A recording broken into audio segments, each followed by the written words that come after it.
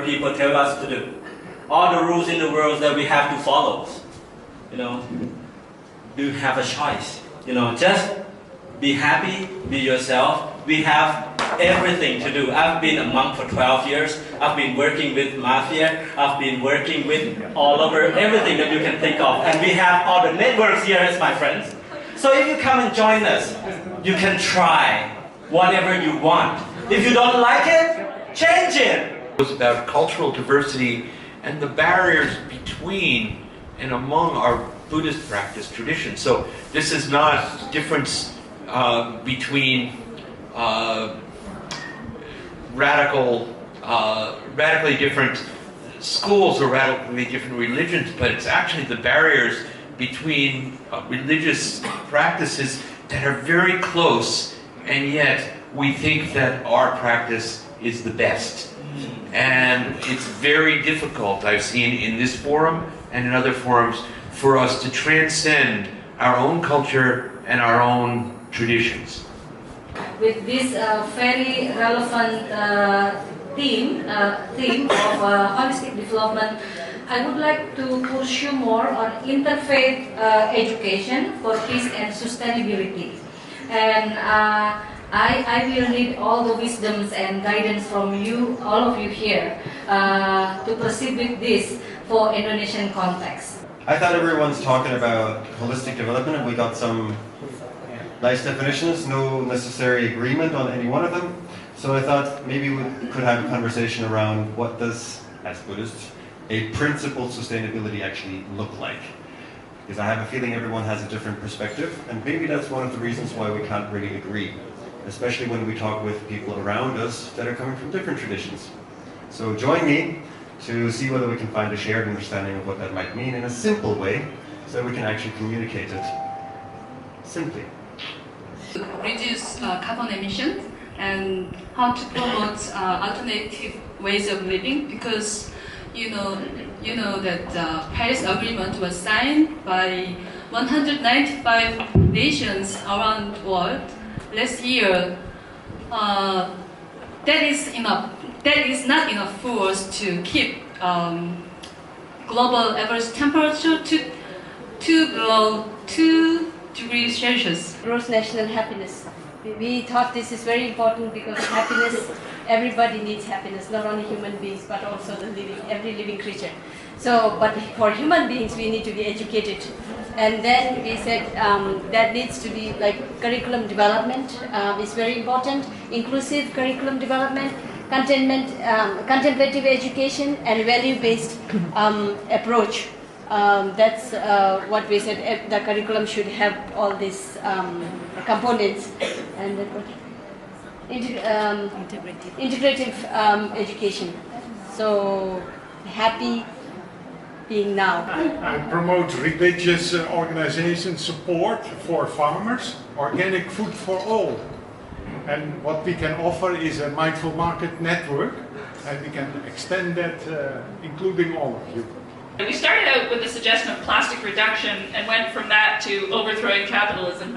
So we kind of thought that maybe it's a little bit of both, that we were talking about GMOs and Coca-Cola and those sorts of things.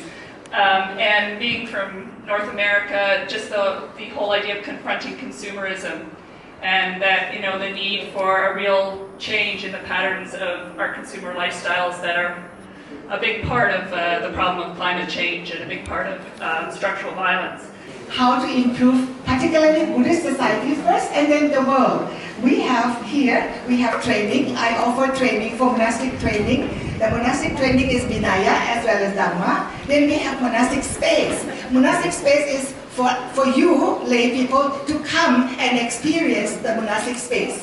And then we have of course, we offer the skill. We offer the service to society, to youth. We visit people in prison, women who are in prison. We also visit juvenile detention center. Then we provide education. We have practice. We have material. We provide with material to educate people about the Bhikkhunis, about the teaching of the Buddha. There's a network of Buddhist priests in Japan, been doing suicide prevention for quite a while. They have special skills in counseling the suicidal. They also work a lot with family members and loved ones who've lost people by suicide. And we would like to create an international conference, a small one, next year. An international conference on suicide prevention and Buddhism. So if you're interested in connecting with these priests, please come and see me and talk about your own experiences too.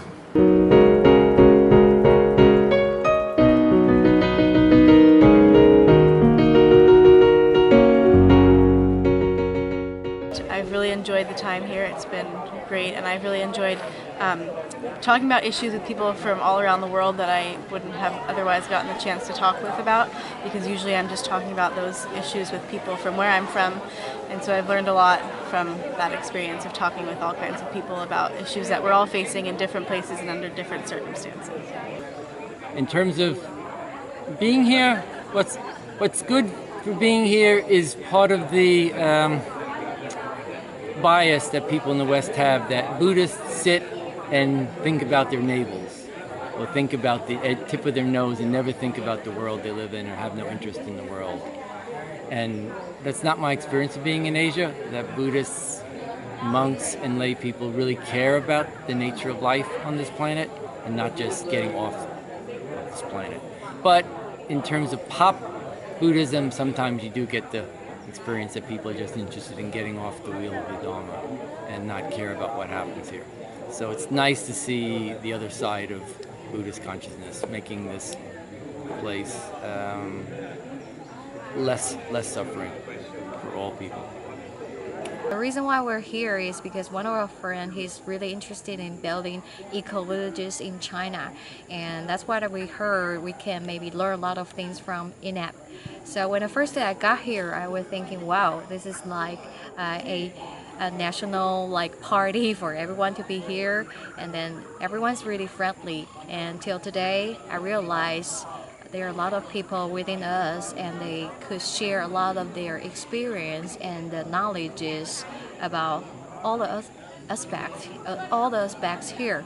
So I think what we will keep doing is we will try to do the things we can do back in China, even though it's really hard, and I know it's going to be a long way to go.